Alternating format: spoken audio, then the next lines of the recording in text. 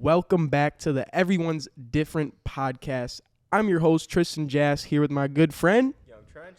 and we have a guest that is a great friend of mine.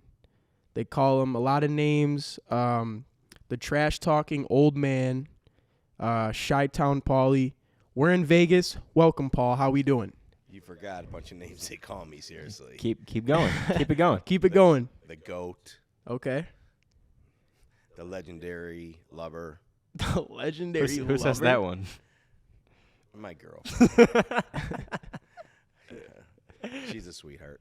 A lot of things. Some people call me ass fuck, but most people do call me, Chi-Town Pauly, the trash talking old man. It's you're either gonna love me or you're gonna hate me. It is what it is. Man, what the fuck are you doing with my mic? So you're gonna cover my face and shit. I mean, goddamn it. You know what that's called when you cover somebody's face? It's called a Penn Stater. You know what a Penn Stater is? Their uniform. What is that? Their uniform. It's so fucking ugly. And their helmet. They call it a Penn Stater when somebody has an ugly face, whatever. They put a helmet on because Penn State has ugly helmets. I've never heard of that it's Penn in my Stater. life. It's a nice way of saying somebody doesn't have the looks. Call them a Penn Stater. Well, I guess we learn something new every day. Paul, Every where day. are we right now? We're in Vegas. We are in Vegas, and, I'm part owner of this hotel, fortunately and unfortunately. No, you're not. No, Yeah, bullshit. I probably own a bathroom in one of the rooms. I probably own, a nice amount of property here. So we're at Resorts World in Vegas. Are you saying you've spent a lot of money here? Over the years in Vegas, I've spent a lot of money. Like how much are we talking? A lot of money.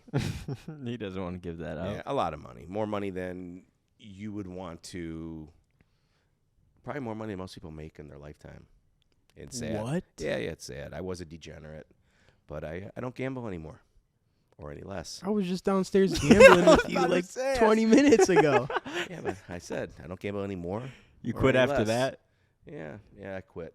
I had a bad experience here once. I had a really good experience. I came here years ago, and I won 12 times in a year at a hotel, a lot of money.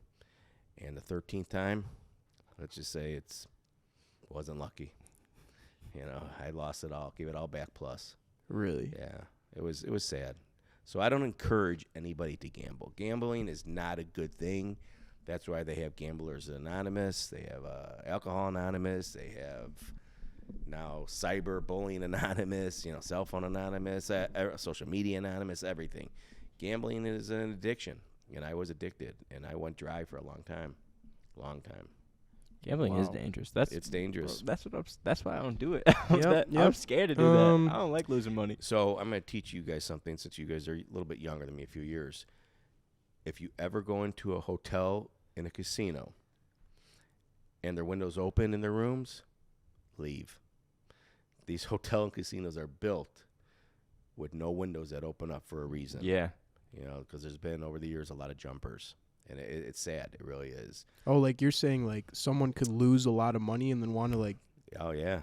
I mean, Yeah, bro, it's bad. people lose their What? entire life Their at entire life casinos savings. sometimes. Yeah. Well, I mean, So- I could see that though because it's really addicting. Yeah, these casinos are built not because people win. And they don't even really care anymore about the big whales, the guys who come in with their $1 million line of credits, their own private jets, their own yachts or whatever it is. They make their money off of the little people in the world, the people that come here and basically cash their paychecks.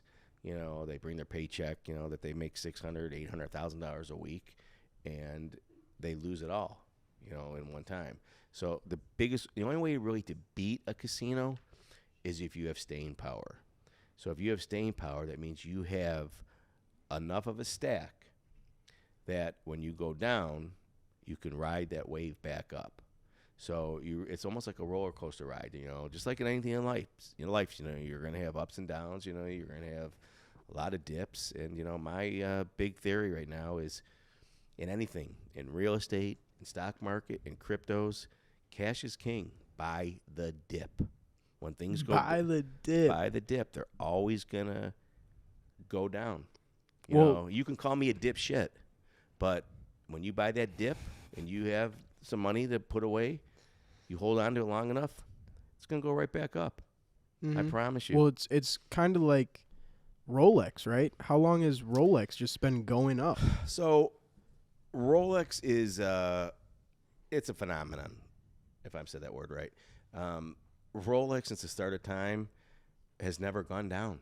I mean, the valuation of Rolex keeps on going up and up and up, and that's it's one piece of jewelry that you could buy and invest in, and it will keep on going up, and you could eventually make a lot of money on it if you ever want to sell. And That's if, that's why they tell you never to bust down your watches and stuff. Trent, you're a smart man. So Tristan and I have a dear friend of ours. His name's Damon John. Yeah. Damon John started FUBU. He's now the major star of Shark Tank. Yep. He has all these other businesses. Legit billionaire. Oh, yeah. Great, great guy. Great guy. He made a mistake in his life. He said he bought Rolexes and he blinged them out. Mm-hmm. And when Yep. time went bad for him, when things went hard, because in everybody's life, you're going to have the good times and the bad times. And you got to roll with the punches, and hopefully you have more good times than bad times. Nothing's straight up. So he said his biggest mistake was he blinged out all of his watches, which was a terrible thing because when he needed that money, his $20,000 Rolex President watch that he bought for $20,000, he went to sell it, and the jeweler said, "Yeah, no problem. Here's $3,500." And he's like, "What? Damn. I paid $20,000 for it, and everybody else is getting 25, 30, 40,000." He goes, "Yeah, but theirs are real. They're authentic Rolexes that are, you know, no aftermarket diamonds on them." He blinged his out, and he right then and there he knew I made a mistake. Yeah. So it's an old saying, maybe less is more. Yeah, well, you know? that's the thing nowadays is you see a lot of celebrities, a lot of rappers. They have the iced out watches, the iced out chains, like all that shit. It's actually a horrible investment. If I take a Rolex, a factory Rolex, and I drill holes in it to put a bunch of diamonds in there, You're ruining the watch. you ruin the watch. Yeah. So, No disrespect for these rappers that do Yeah. that. They want to ice out their stuff. for sure. You know, a lot of them are young kids. They don't understand. They want to look cool. But They want to look fashionable. It's their image. It's their image. They want to, you know, gangster rap, you know, which I have no problem with whatsoever. I actually, as Trent pointed out earlier, you know, I'm friends with a lot of them, you know, and one of my friends that I used to play basketball with every day, he did that with all his stuff, you know, and he had these huge necklaces and rings and everything. His initials, R. Kelly. I mean, yeah, R. Kelly. And Wait, you used to play basketball with him every day? every day I used to play basketball with him. You know, the first time I met him through a dear friend of mine named Carl Harris. Carl Harris is a legendary basketball player out of Chicago, Illinois. He was one of the greatest street basketball players of all times. He could have been in the NBA, could have been a major star, but he had one problem. He had an attitude. Yeah. And he always told his coaches that they were wrong, he was right, but in some different terminology. He wasn't coachable. He wasn't coachable at all, and he had more talent. Pretty much, there was two guys out of Chicago. This was when Tim Hardaway was coming up, a major star. There was three major players: Carl Harris, Tim Hardaway, and Brian Leach. Brian Leach is no longer with us, but Brian Leach is, if you look him up, he holds pretty much every single record in Chicago. Another guy named Billy Harris, who still holds most points ever scored in a game. He played for the Bulls for a stint. But Carl Harris, Tim Hardaway, Brian Leach, legends. They're legendary guys. Tim Hardaway made it to the NBA because he was coachable. He was smart. He had a great upbringing, good parents.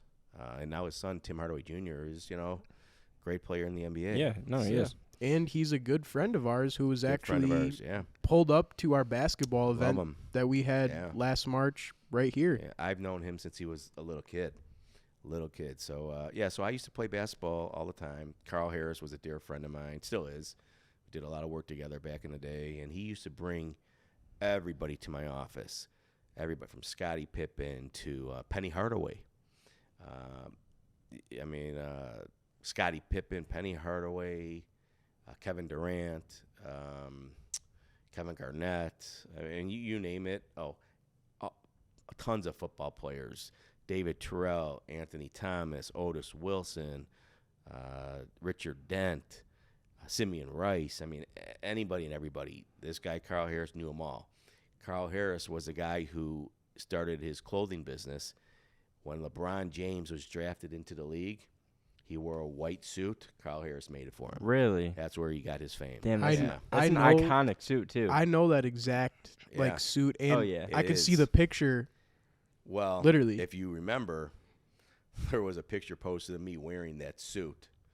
You Next- just wore that suit when we were. Next to LeBron James, and Carl Harris made that for me, and I still have it today. Wait, was that the suit you just Yeah, wore in the I Bahamas? just wore it in the Bahamas. No way. You didn't Yeah. tell me that. Yeah, I keep some things to myself.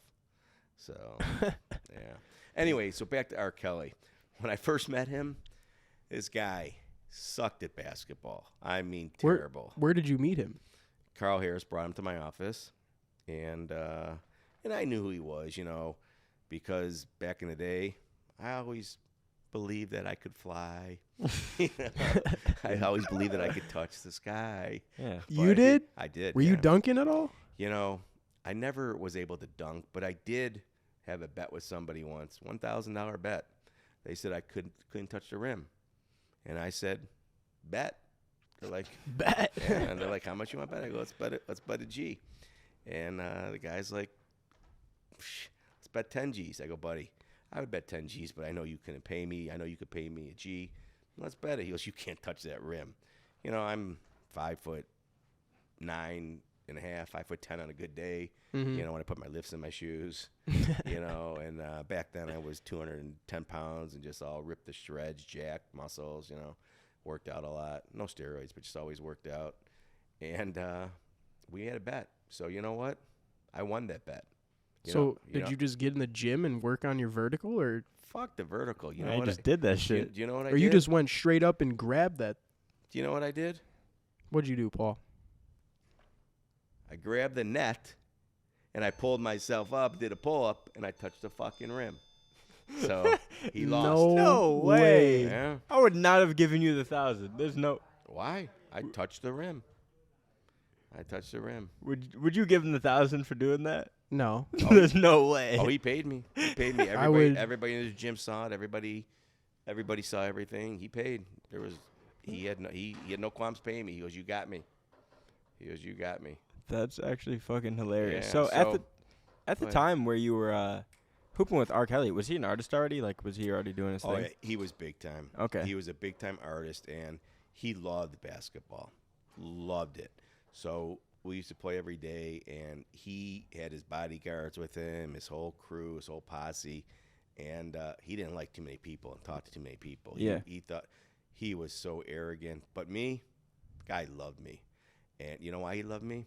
Because when he introduced himself to everybody, he said, yeah, you guys, you want to play ball with me? You call me Allah. And I- Like God? like God. No. And I said, listen, hey, Rob, I said, I don't care who you are, who you think you are, or your music. I said, go fuck yourself. Yeah. I go, I'm not calling any man God. He wanted you to call him Allah. Not just me, everybody. What? And we all laughed at him or whatever, but Like he was dead serious? dead serious. But I was the only one who spoke back, talked back to him, whatever. Yeah, I know and how you are. And he had a big bodyguard, and I told his bodyguard to, shut the fuck up, and to sit the fuck down on the bench.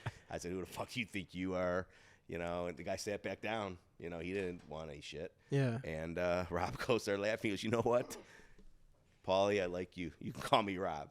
And since then, we were friends. We were friends for a long time. And it's sad because you know what? He's misunderstood. He actually was a good guy until I met him out one night on the street downtown Chicago, and he was with his group. And I had my kids with me, and my daughter was 12 years old. And he goes, hey, baby girl, come on over here and give Uncle Rob a hug. And I'm thinking to myself, that's fucking weird. And my daughter was obsessed with R. Kelly. She went right over and gave him a hug. I didn't think anything of it. Yeah. And then all of a sudden, a year later, all this shit came out about him. And I'm like, God, it can't be true. I don't believe it. I mean, what kind of a guy would want to be with little girls, you know? I mean, listen, I don't judge anybody, but you know what? At least get their ID. Make sure they're 18. Mm-hmm. You want to be a younger girl, 18, you know? Yeah, no, whatever. that's Make sure they're legal, you know? And, you know, he would have been in no trouble. But then the stuff he was doing with these girls and everything, I mean, it's a sickness. No, It's a sickness. I don't support any of that. No, Sick. it's a sickness. That is the most messed up thing. Well, I like- could think of some other messed up things. Well, there's a lot of messed up things, yeah. but that is definitely That's up fucked there. up. It's up there. It's up there. It's So, up there. you know, what he did to these girls, I don't even blame him as much as I blame the girls' parents for allowing it. You know, Well, what do you mean the girl's parents allowing So it? They- a they- thing that they would do would be they would send these girls to R. Kelly's house. They would Yeah. because he was R. Kelly. They would literally be like 13, go- 14, 15 years old. Wait, the parents The would? parents Yeah. would. Hanging out with R. Kelly. I mean, what kind of a parent would let your daughter go I don't care who it is. No Yeah. fucking way I would allow that. I'm not sending my Now, 13-year-old daughter If my to daughter do that. really wanted to go hang out with them that bad, I would be there with her. You're coming. 100%. Coming. As a parent, know. you would have to be there, Yeah, it's- hanging it's- out with an you know, adult, and you're that age. It's a sickness. It's almost like, you know, that doctor, the gymnast doctor from Michigan State, the doctor that was with all those young girls, Yeah. and you know that he was giving them physicals, and it's sick. It It's really is sick, it's sad, Pedophilia, and it's sad. messed up. Yeah, it is. It's so those type of things in this world. Those things are things that I'd like to rid out. You know, I mean, people have to. They got to just check themselves. I mean, it's bad. It's bad. Yeah. Yeah. So, All right. Pauly, I got to ask you this because Yes, I yes, feel buddy. like Yes, buddy. you Ask me. probably anything. the best conversationalist I've ever met in my life. Yeah. That's a word, conversationalist. Yeah. You Wow. like, bro, Thank- you thank you for absolutely, the compliment, you Trent. I really absolutely appreciate it. like ooze confidence. I was telling my mom this before we filmed with you the other day. I was like, Pauly is a dude who I feel like doesn't know what social anxiety is. Well, here's the thing. We go everywhere. Yeah. We go a lot of places, Trent, and Pauly knows Everyone. everybody. Everyone. Like, how is this even possible? How do you get yourself in these situations with all of these people and you always seem so comfortable? And two, what would you say to somebody who maybe is shy and wants to learn how to be that type of a person? So you just have to have confidence, you know. So I've over the years have met a lot of people because I have confidence. You know, I'm not afraid to talk to them. The worst, I mean, what can they say to you? No, get away from me. I don't want to talk to you. I mean, it's kind of a old school mentality of a salesperson. You know, it's almost like Wayne Gretzky said, "You miss every shot that you don't take." Mm-hmm. You know, it's like Michael Jordan, you know, Damon John, you know, take the shot. You know, so if you don't talk to people, if you don't ask, you're not going to get anywhere in life. You're missing out on opportunities. I know there's a lot of people out there that are very introverted, very shy, this and that. You got to work on it, you know. You got to start talking to your friends. You got to talk to your family. You got to, you know, just talk, ask questions. I was always very fortunate. I was very inquisitive as a kid. I always asked. My mom, she was a huge role model of myself. You know, she always encouraged, you know, talking. Where some parents say, you know, to kids, you know, oh, you need to be seen and not heard. You know, shut the fuck up. Don't do this. You know, boom, you get slapped. I mean, there's some parents that don't encourage their kids. My mom always encouraged us. And another thing, I have an uncle who's in Detroit, who's a big-time attorney, you know, and he's a litigated attorney, divorce attorney, criminal attorney, and had the gift of gab, you know. So when I was young, I listened. I always listened to all of my family and friends, and I learned. And one thing is too, I started to read a lot. You know, knowledge is power. So when you have knowledge about subjects and you know what you're talking about, you could talk to anybody about anything. So I encourage the younger generation, get off your phones playing games and all this stuff. Read. There is so much out there to learn, things that I don't even know about that I'm learning every single day about technology, artificial intelligence, about everything that develops. You know, when I was a kid, I hated science. Now science is one of my favorite topics in the world. I mean, I love science. I mean, science is it's unbelievable. I mean, I used to believe in, you know, Adam and Eve and about everything. Now I believe in science, you know. I say this to everybody. How in the hell can all those Hebrew slaves that built these 1,000-ton pyramids in Egypt? Yeah. How can they do that? And where did they get the ropes from to pull all of these That's bricks and everything? You very know? interesting topic. So it's hard to build everything with all the equipment that we have, the cranes and everything. I mean, how in the world are I don't care how many people you have pulling a rope. How's a rope going to be able to pull a 1,000-ton brick? But you know, the and thing build is, it so high and everything. every single one of those blocks had to have been placed perfectly. And Perfectly. they all have to be in the made in the right Aligned and dimensions made, and everything too. And how did they make them? That's what I'm saying. You They, know, Aliens. they had to be stone- in the right dimensions. Everything had to know, be It's even. got to be aliens. Aliens is a strange word, okay? I don't believe in aliens, but I do believe there's another life form out there. I don't believe that just here on Earth we're the only living beings. There can be on another planet somewhere that we haven't even discovered yet, people just like us. You know, who knows? Who knows what is out there? And you know what, in my lifetime, unfortunately, I probably won't even know. You guys might. But what I love now is even our governments, all the governments around the world, they're starting to accept aliens per se. Oh no, they are. You know, There's it's a big thing. they have. I just saw this the other day on Instagram that I think they have over 180 planets that they found that are Earth-like planets, and there's zero chance that there's planets Right. that have water, grass, everything, and there's nothing there. Wow. They have to at least have organisms there that are living and breathing. Something's got to be there, right? Something. Even if it doesn't look like us, there's something. You know, I don't believe in spirits and ghosts and all that stuff, but there's got to be, when people, they came from somewhere. So there is other life forms that are out there. Mm-hmm. I strongly believe that. I do too, because I mean, we all know this. Especially if you believe in science, you know this whole universe is endless. Endless. The fact It's that we could endless. think that we're the only things here that are like living and breathing is kind of fucking ignorant. Like, It's ignorant. It's just, no, it's not ignorant.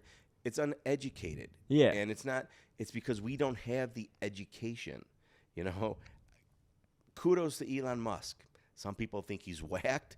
I think the guy is a genius. I think he is a guru. What he's done in such a short period of time, building spaceships and launching them, you know, our own government, the world's own government hasn't even done this. No. You know, we just, you know, Elon Musk has done in such a short period of time and built this business and everything, in the electric vehicle and everything. He's out there. He thinks out of the box. And that's what I encourage everybody to do in this life, is think out of the box. If you think out of the box and you're creative, sky's the limit. It's endless. Mm-hmm. You know, you can conquer the world. You really can. You know, 100%. you know, you just have to be not dreams. You can't be a dreamer. You have to be a visionary, and you have to act upon your visions for your dreams to come true. That's what you need. So, like yours sign right here, dreams 22, reality. You had dreams, you know. You were born and raised, you know, and parents were divorced. You slept in basically a cot out of a closet, and look where you are today. You have your own mansion in Kenosha. You built this all on your own. Nobody gave you anything. You did this on your own. You had dreams. You acted on your dreams. You worked your ass off, and you're still working your ass off, which I give you all the credit in the world for.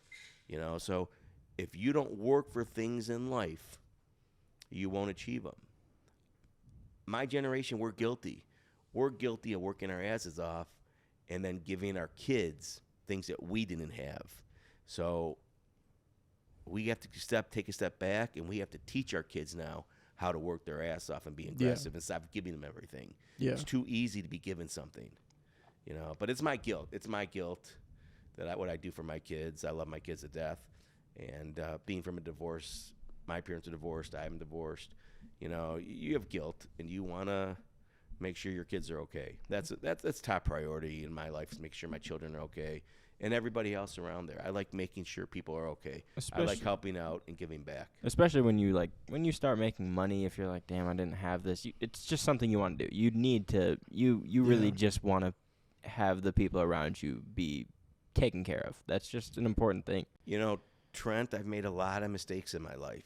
So I made a lot of money, lost more money than I've ever made, made it back, lost it again, made it back. So every step of the way are building stones and building blocks, and hopefully you learn from your lessons and you keep climbing up that ladder, but I'll never be where some people are, but I don't compare myself to anybody. I'm happy with myself. I am very successful for myself, so I don't compare myself to Steve or Jack or Joe or John or Thad. We all know Thad. I am grateful for all of my friends, and I am so happy for all their success. A lot of people get jealous of their friend's success or whatever. I love it when somebody tells me a success story and they achieve it. I love it. I'm the same way. I love to see people around me be successful. And you like to have winners around you. Nobody likes to have losers around them that bring you down. But I'm different. I like to take somebody per se that is a loser and bring them up and make them a winner. And show them the way. And you know what? You can't really show them, but you could guide them and help them. You could show them, help them, guide them, but it's on them to take that knowledge. Yeah, there's an old saying. You give a man a fish, you feed him for a day. You teach a man how to fish, you'll feed him for a lifetime. So I like to share my knowledge with people, no matter how young, old, rich, or poor, and I like to teach them, and I'm no teacher, but I like to teach whatever my knowledge that has been given to me in any way it's been given to me, and I have knowledge from all aspects of all over the world. And I could tell you this today, if today was my last day, I have checked off my bucket list probably 99% of the things. Damn, that's a real quote. That's deep if you really think about it. 99%. I've done pretty much everything I've wanted to do in my life. I've achieved everything pretty much I've wanted to achieve in my life. I still have some goals, still have a lot of. I'm sure there's some things you want to do that you haven't done though. But there's a lot I want to do, but now I like to do it for my children, for everybody else. I really like to give back and help people out. That's what my life is about now. It's about helping people out, who need the help the most. So who want the help. Everybody can ask for help, but if you really don't want it, my philosophy is if you're not willing to give a little bit, fuck them. Yeah. No, seriously, you have to. Said fuck them. You have to. It's not about getting handouts. Yeah. It's about people having to. People have to want to put the work in, put the effort in. 100%. So I strongly believe. Listen, it might be a joke, but I've had so many people asking me to run for mayor of Chicago. And I said, I'd laugh. I'm like, nah, I can't. But, you and I, we met Lori Lightfoot. We had dinner with her. Yeah. And the mayor of Chicago. Yeah, and for such a short lady, she's got those big shoulders of the city on her back. She's it's tough for her. A lot of responsibility. And you know what? I don't know if I would want that job. I don't know if I want the job being a president. I don't know if I want a job of being a politician. It's a lot of work. It's a lot of pressure. Yeah, a lot of pressure. You go gray real fast. But I gave her an idea when we met her. I said, and I called her Lori. I said, Lori, I said, there's so many people out there who are homeless right now in our city. They don't have anywhere to live. They're putting tents up. They're putting these garbage bags up. They're sleeping on the streets. I go, what is wrong with this? I go, if I was mayor, I told her, I said, you know what I'd do? I would make and buy mini homes for people, but I wouldn't give it to them. You know what a mini home is? It's probably like 300, 400 square feet, a shed, pretty much, but it has a bed in there. It has a kitchen. It has a bathroom. It has a shower. Everything you need to live. Everything you need to live, and everything is compact, and it's, you know, it's like living in New York City in an apartment. Yeah. You know, everything, the way they build them, it's on everything folds out, and it's hidden. And how much do those cost? You know, 5,000, maybe 10,000. Really? You know, so not They're not crazy. crazy expensive. not at all. And I told her, I said, listen, but just don't give them to people. You know, have them work. You know, have them do something. Have them, you know, landscaping, clean the streets. You know, do waste management. Do Stuff around the something. city. Stuff around the city. You know, I give them a responsibility. And you know what, Lori? Then you say, and I'll give you a home, but you need to do this. And you know what? On top of that home, let's pay them. Let's pay them a salary. Let's pay them a wage, you know, so they have to pay rent on their home. If it's $100 a month, if it's $200 a month, let's help these people out. I mean, it's really getting bad. It really is. Mm-hmm. You know, so job market's terrible. Gas prices are through the roof. The economy right now is not doing too well, you know, but it'll come back. You got to be positive. You know, I've seen this. I've seen this happen before, and it's a cycle. Like I said, It is a everything cycle. is a roller coaster. Goes up and down, sideways, spins around, and hopefully when it's all over, you land up on top. Yeah. Yeah. So I wanted to talk to Paul about, you know, what do you do? You run a multi-million-dollar business out of Chicago. You know, what do they call your job? Like, what do you do? I sell T-shirts. I mean, what do you mean? What do I do? I make T-shirts. I put logos on them. I sell them. That's what I do. Like, Yeah. But you could put someone's logo on anything. Yeah. and you're doing this for Yeah, people. But you know, I'm humble. You know, I like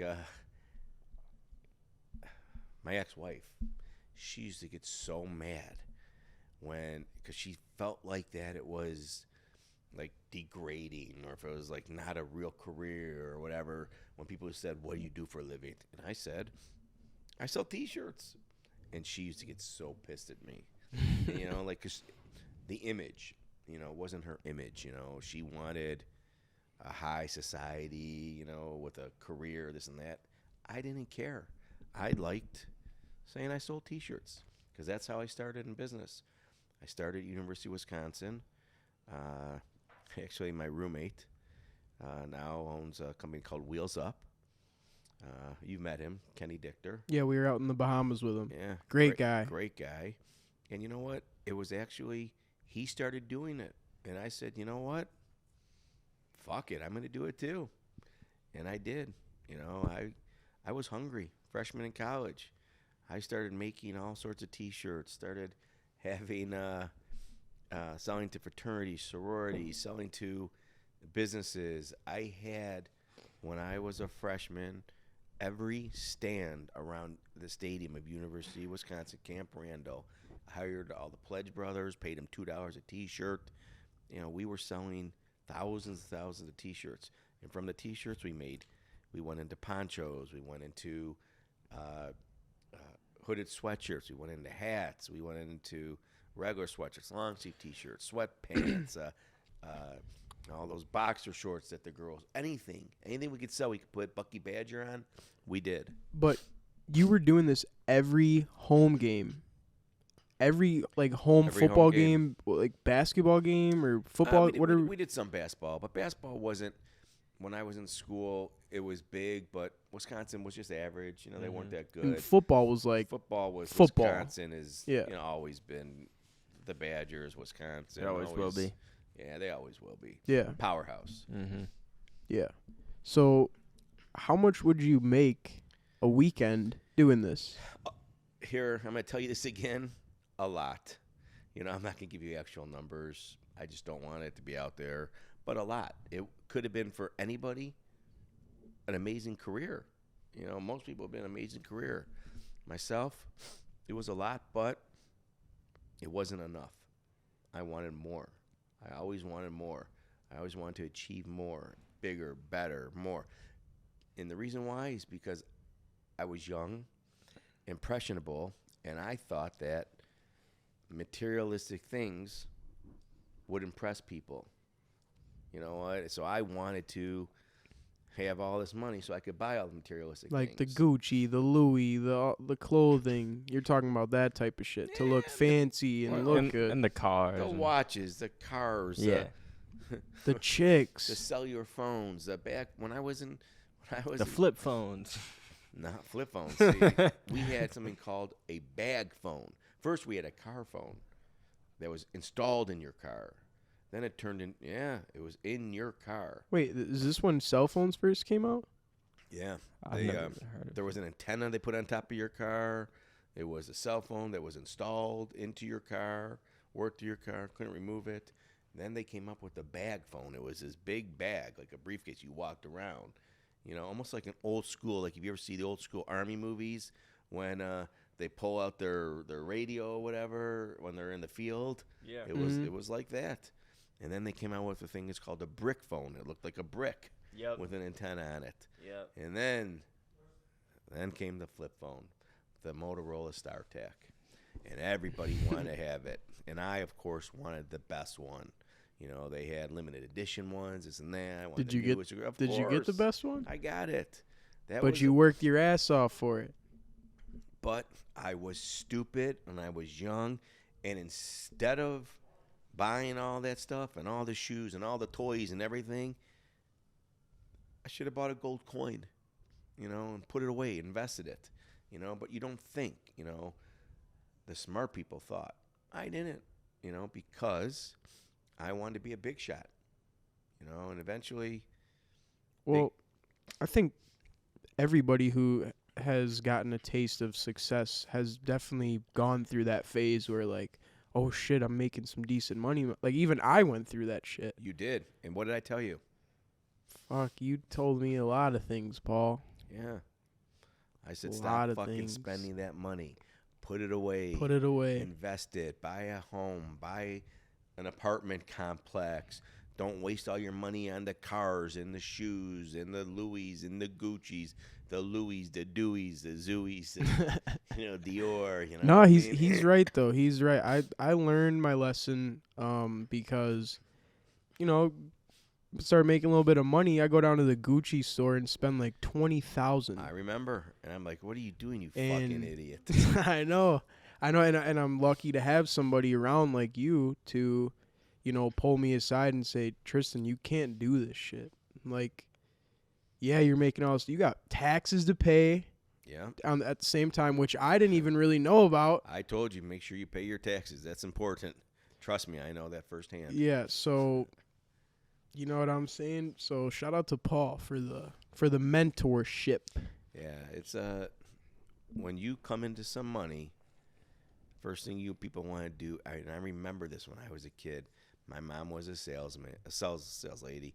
She sold furniture for a company called Buckstaff out of Oshkosh, Wisconsin. And she got a commission check when we were kids for $10,000. And I remember 2 weeks go by, there was nothing left. And this is when I was a kid. She went and bought everything. And I'm like, Mom, we need milk. We need eggs. We need cereal. This and that. Oh, get it from your dad. I don't have any money left. I mean, it's burned through her pockets. Yeah. It's important for long term, though. I preach, save your money. Always have a nest egg put away for the rainy day, because that rainy day happens to everybody. I don't care who you are and how rich you are. It happens. Look at Elon Musk. He's going through a rainy day right now. Yeah. He's not struggling, but he's lost a lot of money. Yeah. Hundreds of billions of dollars, right? Yeah. Yeah, and I mean hundreds of $1 billion hundreds of billions of dollars is still a lot, even to someone like him. Like Shit. that ain't nothing small to him. Just give me $100 million or something. You know what? Here's the thing. Honestly, you don't even need $100 million. No, you don't. You don't. You don't. You know. Yeah. Once you make your first $1 million, of course you want to make your next $1 million, $5 million, $10 million. You want to keep on making it, but you don't need it. I learned the hard way, and we're not gonna go about how I learned the hard way, but I'm gonna tell you this: you don't need all the things you think you need. No. You can live out of a 10 by 10, out of a locker, and have everything you need To survive. in life and to be happy. See, So that's wealth comes That's how from, Trent is. no, that's wealth interesting comes to me. from inside. It's interesting to me because Happiness comes from inside. Tristan has always been like to me like, I want to be a billionaire. I don't want to be a billionaire. That's never been a goal of mine at all. Like I always have thought if I am working towards $1 billion that I've worked way longer than I needed to work, and I could have been happy at 40 million. You 40 million. Like I could, Hey, like I could Trent, have. That's still No, that's a lot of money. I'm just Listen, saying, like, I know, but let me. what do I need to get to $1 billion for? Listen, let me tell you something. Money does not make anybody happy. No, not at all. It actually, the more money you have, the more problems you have. Money helps. It helps you enjoy things in life. It helps And you with your just family. security. It's security. It helps you.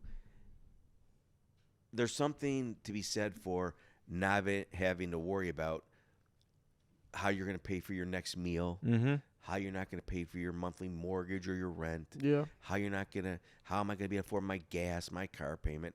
There's something to be said to work towards those goals that you can achieve it so you don't have to worry. Yeah. You know, that's the biggest thing. So you don't have to worry. So money helps in a sense to make things a little easier in life, but it certainly doesn't make you happy. Mm-hmm. It'll never make you happy. If you're unhappy before money, you'll be unhappy after. You have to learn how to be happy with yourself from the inside out. And once you achieve that, you could be happy with anything you have. And you have to be able to set goals in life, achieve those goals, take baby steps, walk before you run. I mean, all the cliches in the world, they're so true. Somebody made them up. I just use them every day. I love fucking cliches. Cliches are there for a reason. I'm a They really man are. of cliches, and I always say, fuck them. It is what it is. We say them a I lot, mean, and it sounds corny, but they're really there for a reason. They are there for a reason. People made them up. Donald Trump, he's the king of cliches. He says them all. You know what? Fuck them. But I mean, hey, Is that one of them? No, I mean that's No, but you got. I feel like you got to kind of have that mentality. to succeed in life. Well, yeah, I think so because a lot of people have opinions about other people. You can't let other people's opinions. And Tristan, you know what? Opinions are like assholes. We all have one. So, You ain't lying. That's another saying right there. yeah. And assumptions. Yeah. When you assume, you make an ass out of you and me. So, And another good one is what's the meaning of business? Mind your own business and stay the fuck out of mine. Those are all words to live by. And then you'll be better off. And the people that gossip and brag and this and that, a good friend, an old friend of mine who's no longer with us, he died at a young age, but his big thing was, hey, yo, Pauly, you know why there's so many fucking fishes swimming in the sea? And I'm like, why? He goes, because they didn't open their fucking mouths. They kept their mouth shut. So that hook never got them, So there's all sorts of things, and words to live by. So, okay, I wanted to ask this too because obviously you're like 3-4 years older than me or whatever. I'm 38. No, you're a couple of years older than me. That's it. Yeah. So how I've always struggled with this. So let's say like I have a song, and You struggled with a lot of things. It. You have a son, you said? Hell no, a song. Oh. Let's say I have a song, right? And there was a time where I could be so happy with getting 100,000 streams, but then, like, let's say now, that means nothing to me. How, as you get older, do you, like, feel grateful for certain things? Because I've always struggled with feeling grateful for shit that would have made me so fucking happy getting it a couple of years ago. I'm confused. Like you know how there's certain things where you've chased them, but then you get these things and they no longer mean anything to you because it was just something that you got used to having. Like my ex-wife. Yeah, sure, why not? No, I'm just joking. No. Here's the biggest thing. Never chase anything in life. Don't ever chase it. It will come. If it's meant to be, it will come. Don't chase. Okay. But you have to work for. But don't chase. Don't beg. Don't borrow. Don't steal. It will come. Yeah, my pops always said, work hard, don't complain. Yes. Straight up. Work hard. Hard work will solve every problem. Hard work. You put the time in. You put the work in. Good things will come. I promise you. Yeah. And you know what, Trent? You're working hard. I've listened to some of your music. Some of it I don't understand what the fuck you're saying, but I like the beat. It's a catchy beat. I mean, you got, you know, I think one day you will. I think you've already made it, but I think one day your music will take off and it will be to the next level. The thing about the music business, you have to have something. You have to have a phrase. What is it called in your lyrics that repeats? Like a hook. A hook. You got to have a fucking hook and a catchy hook. A catchy hook for the masses. Yep. And if it goes out to the masses, you made it. You know, it's just. And then once you make your first song, you don't want to be a one-hit wonder. You know, Hell no. You want to keep on going. So, but you have a good voice. You know, you're good. You have good lyrics. You're smart. You're young. You know, you got. The look, I think. I mean, I don't know. I wouldn't want your look, but I mean, you know, everyone would. You know, I mean, I know you say everybody would, but it's just not my taste. You know, like ask Tristan when I first told him. I said, "What the fuck's up with your hair?" You know what he said? At least I got here, buddy. And it's like, all right, you win. So yes, sir. Had to get his ass. It's not looking back though, Paul. I'm not gonna lie. My hair was a little crazy. It was crazy. Is this straight hair? No, not the straight hair. Okay. At one point when I was just growing my hair out and I wasn't really getting it like perm. Yeah, no. It just looked and goofy. I'm like, you cheesehead motherfucker from Wisconsin. Get a haircut. Yeah. Let me get you a new barber. You did look like a block of cheese at a certain point in Yeah, time. I did. I did. And speaking about hair, let's talk about a guy who I knew, who I do still know, always loved him, one of my dear friends, who went bald for a long time, and now he has a full head of fucking hair. I know exactly who he's going to see because every time I go to the O'Hare Airport in Chicago, I see a billboard of him. You always see that Always. billboard. Always. If you're in the Chicago area by O'Hare and you drive past, you know what we're talking about. You just got to look up. Everybody knows. I think everybody even knows. It's Urlacher. Brian Urlacher. I mean, you know. So, you met Brian. Great dude. I fucking love that guy. Just Solid, like straight solid, up. Like, you know, when straight you. up, he's real. Yeah. And that's one thing that, you know, and I've taught Brian this, you know, he's a little younger than me over the years. I taught him and I told him, and he's real. I'm real. You say it like it is. You know, I'm not Willy Wonka. I don't sugarcoat. That's why sometimes people like me, sometimes they don't. But you have to be real in this world. You have to. to. People read through all your fake, you know, bullshit and phoniness. You're real. You talk to all the kids. You're good with the kids. You're good with the people.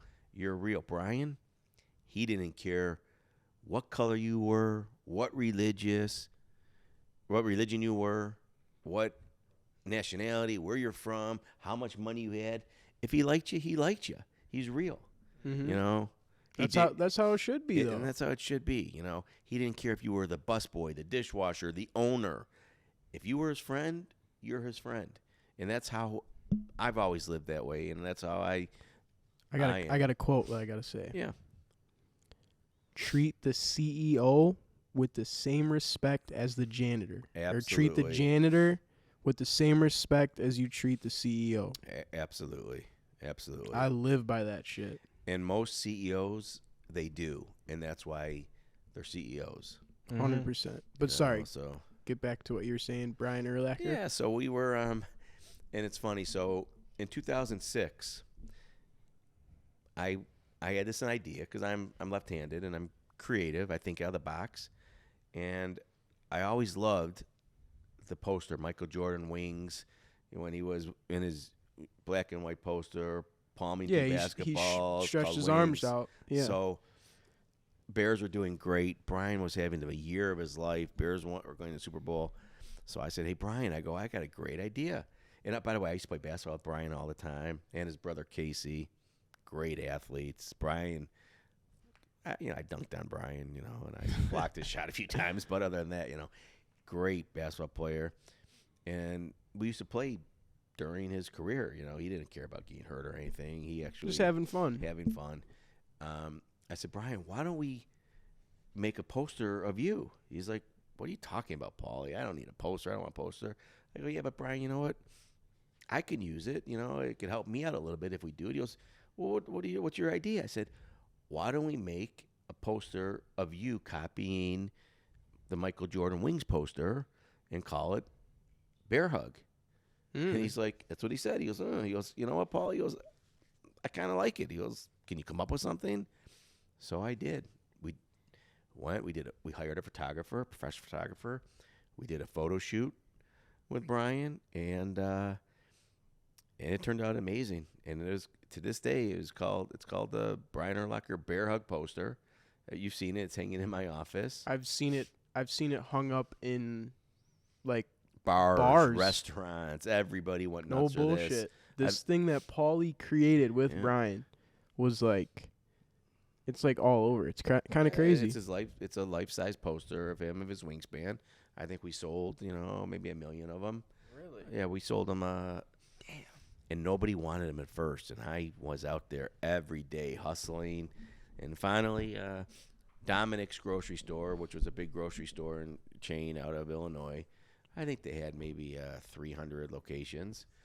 We packaged them in 50 and rolled them up in tubes and sold them for $9.95 at the grocery store at the front of the cash registers. And they sold and sold and sold. You were able to sell 1 million like that? Yeah. And then wow. And I think we did maybe 1,000 limited edition ones where Brian signed them. Mm-hmm. And smart.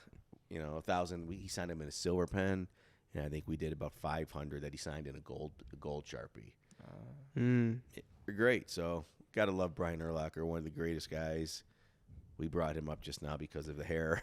Yeah, no, but we were just with him. We were here. We were actually just literally with Brian. What, last? I think it was October. We were here for one. I don't even remember. Well, we came here. What were we doing here? Was it for the event? Was it? I don't know. I don't know if it was Braden's birthday. Your son Braden's. Braden's saying March. I don't remember. Anyways, we're here with, and we see Brian. Wait a second. He comes up to you. I didn't see him. Listen, my eyes, as I get older, I play with the different contacts. It's different, some for far, some for near, this and that. And my eye doctor, she's a great doctor and everything, but she teases my eyes. Sometimes she goes, oh, you want to see your cell phone? Let's go with different prescriptions. You can see that perfectly. Oh, but you won't be able to see far. But if you want to see far, we got to go with this prescription. Anyways, we were walking through High Rollers. From the room, the High Rollers room. Yep. We're walking through there to go to our event. And all of a sudden, I'm like, that guy looks familiar. Why are all the people around him? And all of a sudden, he stands up and he's like, yo, Pauly. And I'm just like, guy's skinny, tall, jacked, and he has hair. I mean, I'm like, he's got hair. But he looks familiar. And I haven't seen him since he left Chicago. And all of a sudden, we start getting closer. I'm like, Brian. And we walked right up to him. He gave me a big bear hug, you know. Yep. I introduced him to you. And he goes, oh, yeah, I'm a fan of yours. I see your videos. You're a cool dude, this and that. So you guys talked. And yeah, ended up gambling with him for a while that night. You did, not me. I don't gamble. But he's a good gambler. You know, he likes it. He enjoys it. But he only bets what he can afford to lose. And he normally wins. You know, and he enjoys it. He does it for entertainment purposes. And that's what it is, entertainment. He was out here playing golf. He was in a golf tournament. So Yeah. We got to go golfing with him. I know he actually texted me on Instagram after we met him, and he's like, right. yo, let me know. Let's do some golf. Yeah, we still got to do that. We got to get on the golf course with him. Yeah, he's in Arizona. And what's great about him, he has this snake that he keeps in his bag. A snake? A snake.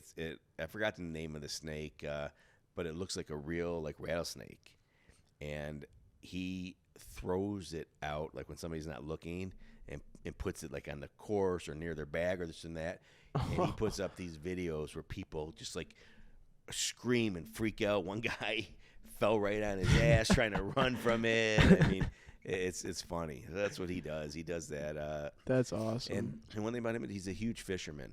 Huge fisherman. He goes to Naples.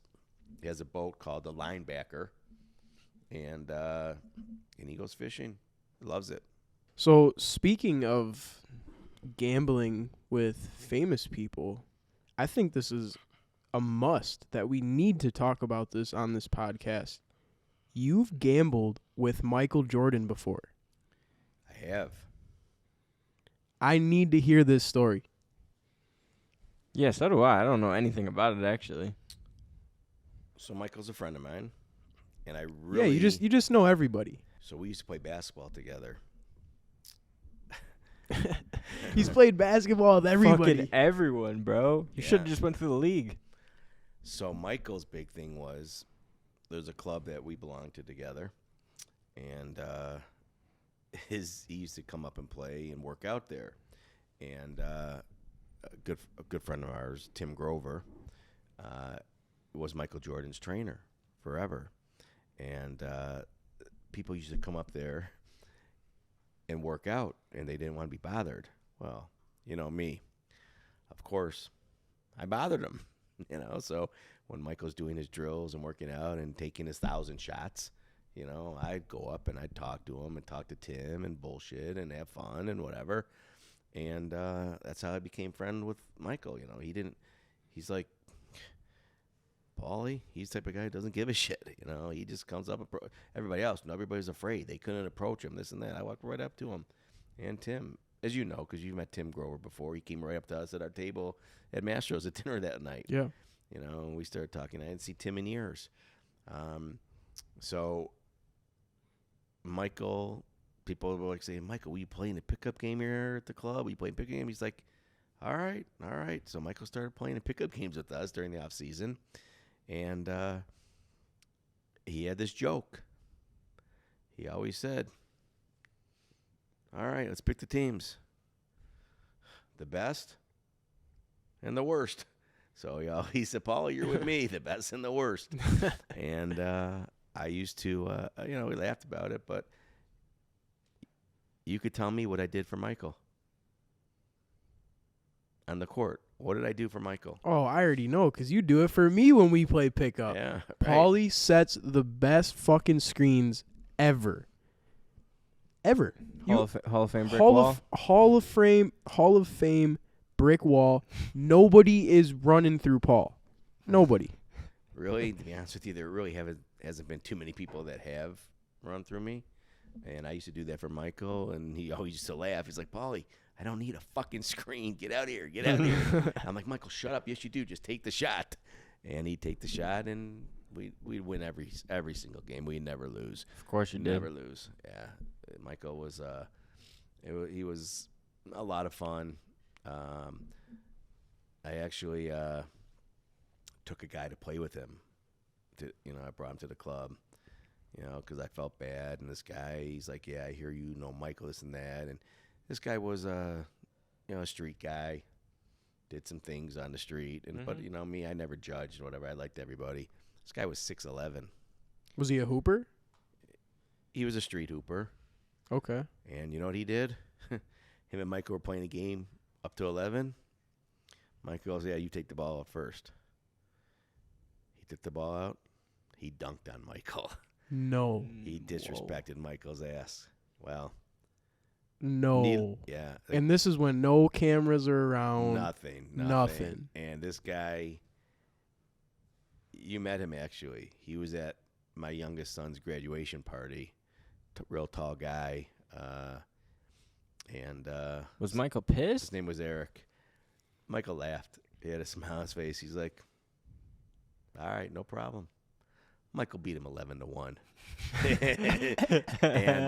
and this guy, I think, maybe was thrown on his ass maybe 6 times. You know, Michael pushing up and just throwing him on his ass. You know, they don't look that strong, but you can never underestimate the strength of a pro athlete. No. Especially a pro basketball player. They have that lower body strength. I mean, it's just, you know, they can't fight worth a shit. Yeah. But, you know, they have that strength. You know, LeBron, I mean, all these, you know, the way they jump and everything. I mean, you can never underestimate the strength of a pro athlete. Somebody who's done this their entire life. Well, especially Michael working with Tim Grover, one of the greatest trainers of all time. One of the best.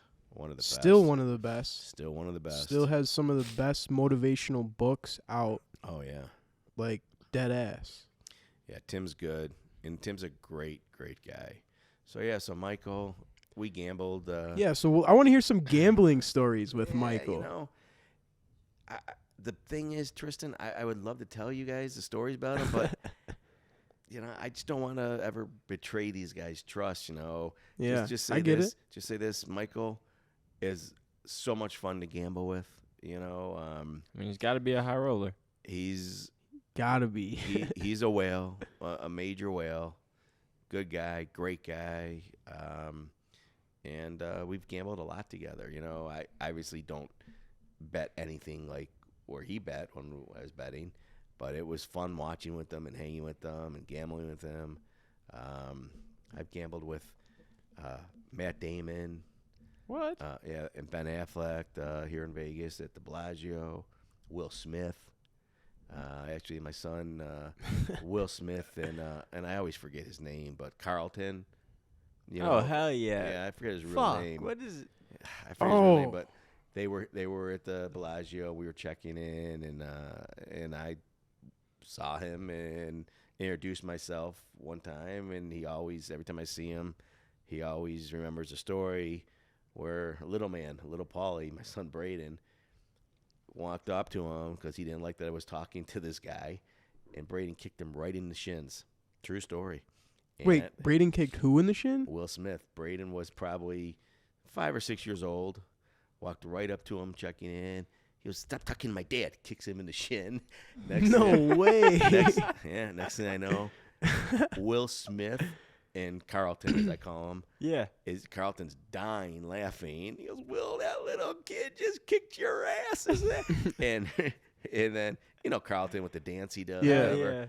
And Will Smith's like, "Man, what the?" He starts chasing him around the VIP check-in. Then they ran out the door, chasing him around the craps tables in the casinos.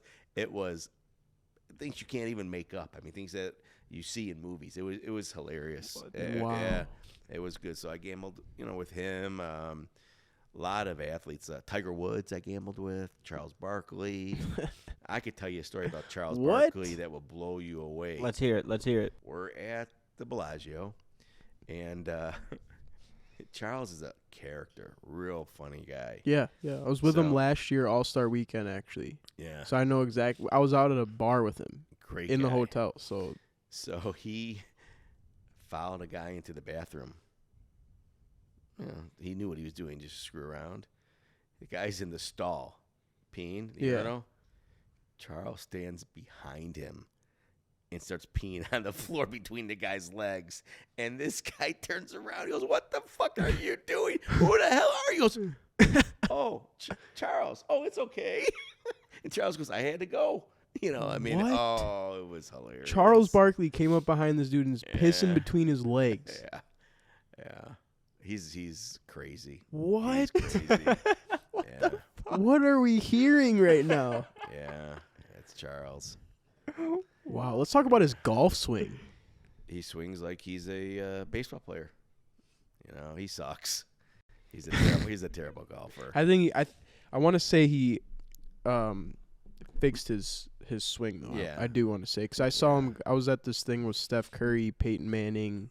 Oh, I remember that. Wherever I was, they do this golf thing called the match. Yeah. And yeah, Charles yeah. Barkley was in it, and He's actually got much better. he's gotten better. Yeah. But his original swing used to look like he was Yeah. taking a shit and then picking the golf club up, back down, and then hitting it. It was crazy. Kind of like Mamadou with his swing, right? With his club. Mamadou. With his Mamadou was trying to play golf? well, If imagine with his- Mamadou trying to play golf. he How uses long is his fucking club? Trent. Seriously. You know, his nickname is Louisville Slugger. There's a Oh. reason why we call him that. That's how long his club is. Oh my I mean, what's wrong with you, Trent? dude, what the hell? Trent. Why are you talking about Mamadou's club? All right, not like that. I don't mean that Whoa, club, whoa. buddy. That, Well, that's what you said. no, Oh my gosh. Yeah, so back to who else I've gambled with. A lot of different guys. Yeah. Yeah. See, that's what I mean, though. I don't. It's unbelievable how you have put yourself in positions to just like always be around these people, and Because Paul goes by the two words. Fuck Fuck 'em. 'em. Yeah, so I was at a hotel here in Vegas, and I was done gambling for the night. I was done. I wanted to go to bed. I was tired. You know, I won a few $100, whatever it was, and I was sitting next to a famous hockey player, one of the best hockey players in the world at the time. You didn't know or you did know? No, I know. I don't want to mention his name because I don't want to. I don't want to sell him out. But I was going to bed, said goodnight to him, said nice to see you, nice to play with you, good luck, whatever. Mm-hmm. This is Vegas back in the day. My casino host said to me, "Goes, Pauly, come here." And I'm like, "Yeah." And I'm not gonna mention his name either. You met him, and you met him when we were with Brian Urlacher, and he said, "I go, what's up?" He goes, "You can't leave." I go, "What do you mean I can't leave?" He goes, "I'll do whatever you need. You just have to stay here and play with him until he's done playing." And I'm thinking to myself, all right, I guess this guy needs me to keep him company. So you were trying to go to bed, and this casino host like, you need to stay, and yeah. like so this famous hockey player could lose all the money, or Well, this famous hockey player had a huge line of credit, $500,000. jeez. And you know what happened? At 5:30 in the morning, do you know how much money this famous hockey player had left on his line of credit? Zero. Whoa. Yeah. And I actually felt terrible about it. So Terrible. okay, if you had to So, play with but- him that whole time, did you lose all your money at the time too? No, Oh, okay, good, I didn't lose anything, actually. good. Because I was gonna say, if you had to play with him that whole time, it could have been a rough time for you too. Yeah, no, it wasn't rough for me, Good. but it was rough for him. And I felt bad Damn, actually afterwards. that's fucking crazy. Yeah. And this famous hockey player is a really good guy. So he's retired now. But this guy famous hockey, he had so much money it didn't even matter. So all right, let's on to the next subject. What else you want to talk about? Go to it. Oh man, let's talk about life. Life is a crazy thing. What do we want to say about life? It's just crazy. Like, bro, we're in Vegas right now in a 64th floor penthouse. Yeah, why are we here right now, Pauly? This is crazy. So we're here this trip. Tristan and I started two reasons. For my business, I do work with hotel casinos. I manufacture a product that they sell in their stores and stuff that they give to people with their logos on them. So I had to come here for a meeting. And also, Tristan and I started a charity with a family called Buckets Over Bullying to help out children, people, anybody who's been bullied, and especially cyberbullied. There was a 15-year-old basketball player that unfortunately was bullied by his basketball team, the entire team, and the captain of the team, along with everybody else on the text thread, said, "We hate you, you suck, this and that." I mean, it's terrible, calling him the N-word, and the kid's white and everything. And finally, the captain said, "You know what? Why don't you kill yourself? We hate you." Well, needless to say, it's terrible. The boy went home and he hung himself, and the parents found him. And so he was a fan of Tristan's. I briefly knew the family. During COVID, I dropped off some gloves and some masks at their house, and I gave the boy, I saw him on the street, I gave him a T-Jazz basketball. And he's like, "Oh, my God, I love T-Jazz. This is my favorite basketball. Thank you so much." He was so full of, like, light and energy and happiness and such a good kid. And it made me so happy giving him a T-Jazz basketball, which I happened to have in my car because we were on our way to Vegas for a T-Jazz basketball event. And so I had some extra ones. I gave it to him. And when I found out that he took his life and killed himself, I was devastated. I mean, every time I talk about it, I get, goosebumps and everything. I mean, it's just any child that feels the need that they can't survive and stay in this world about life, stay around. It's just devastating to me. Yeah. Especially a child that these should be the best years of their lives. So I reached out to the parents about a month after, and I reached out to the father and left him a message and told him that this is one of the worst tragedies I've ever heard in my entire life. I said, "You will be grieving your entire life." I said, "You'll never be able to bring your son back." I said, "But I have an idea where we start a charity, and I could bring in a famous social media influencer, basketball player, and we could do a lot of good. And if we saved one kid's life, help one kid out, then we've won. We've done our job."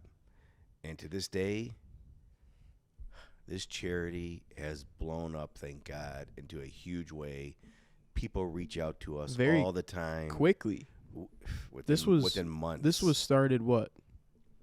May. Like Last yeah, May. under a year, right? Under a year. Yeah. Right before school was out. And we went to our first event at Oz Park. And we've had so many parents, kids, everybody reaching out to us and thanking us for doing this and thanking us for helping. And you don't know what this has meant to me. You saved my life. I was on the verge. And I mean, it just, for you and I, Tristan, it just brings tears to our eyes. I mean, I'm so grateful that this family, the Bronstein family out of Chicago, agreed. So Rob finally called back 3 months after I left him the message, and he's like, "We'd like to hear what you have to say. I think we're ready." And I will. It's a horrible thing that happened. It's devastating. And I love Rob. I love Rose. I love their family. They are great people. This should have never happened. Never. This should have never happened.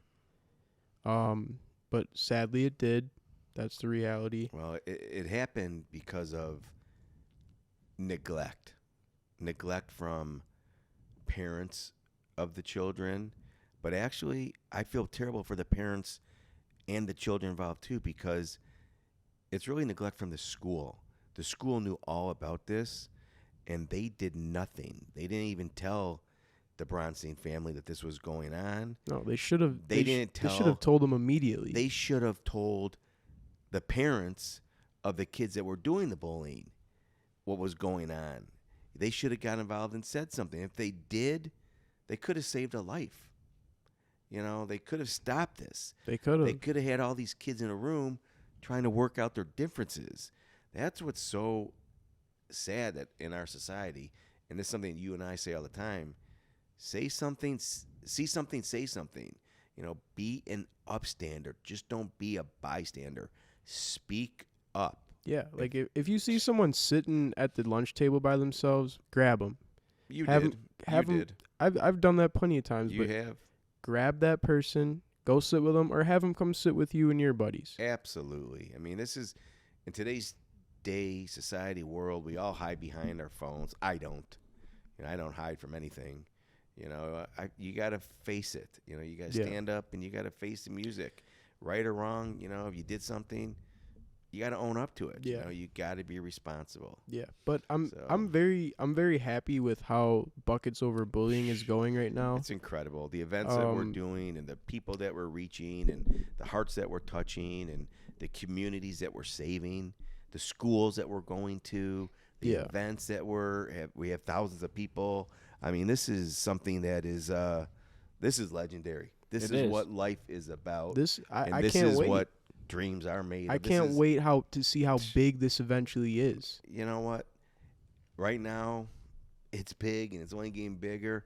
And this is our way for success that we've had, big or small or good or bad, giving back to people and helping out. This is something that you and I chose to do.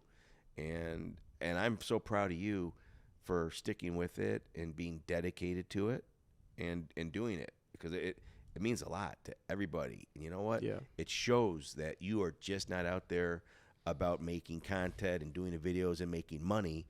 You're about giving back and helping people out, especially your fans, especially the youth, especially these Yeah. kids that need it. Well, I mean, I don't want to lose any other kid. yeah, You know, it's we shouldn't lose any other kid. I feel like, you know, growing up, I've bullied people. People've bullied me. Yeah. I've gotten in a fight. Whatever. You know, I've grown up a lot from elementary school doing stupid shit. Whatever. But I think, you know, with what we're doing, look at the parents of today's society. With all of these kids being on social media at a young age, a parent, it's so hard. The parents don't know. they don't understand, you know, and that kind of comes, you know, where we come in. It's like Buckets Over Bullying. We're going to teach them. We can help you guys understand what's going on, and we could Yeah. help you on how to fix any type of cyberbullying problem. We're going to teach the parents. We're going to teach the grandparents. We're going to teach the youth. You have to be involved, and you have to ask your kids. You have to speak to your kids. And most of all, you have to listen to your kids. And you have to hear what they're saying, even if they're not saying anything. If your kid comes home and goes right to his room and doesn't talk to anybody and closes his door, there's a problem. You have to encourage your kids to be out there talking and having play dates and doing whatever they do and going to sports and staying off of their social media. Yeah. Definitely right. I mean, especially social media is so hard, especially for kids now, because there's this thing, not even just with bullying. There's also a problem with people always comparing themselves to everything that they see. It's an image problem. And none of this shit on social media is real. It doesn't mean shit. It's but, not. but So like, even I'm guilty of it and everything. Everybody wants to see how many likes they're gonna get, how many, stories. Everybody, how many friends they have. Listen, I'm the trash talking old man, and I'm guilty as fuck of it. I don't even know how to say it. I get off on seeing it. I mean, it's like the first thing people do is you wake up in the morning and you open up your phone and you look at your Instagram. You look at your social media. You look at your emails. At least most people do. I mean, unless you have a dog that's sleeping in bed next to you and you can't open your phone right away because you got to take your dog out to pee. You're opening your phone. Yeah. So, that's the reality of life. And there's so many apps and so many different things. And I mean, and you can't keep track of all of them. It's just you get lost. Mm-hmm. Yeah. So, Tristan, I want to ask you a question. Do you have a girlfriend? Do I have a girlfriend? Yeah. Of course, I have a girlfriend. How'd you meet her? How did I meet her? Yeah. Was it on social media? Dude, I met her actually through Trent. Trent was dating her first? Yeah.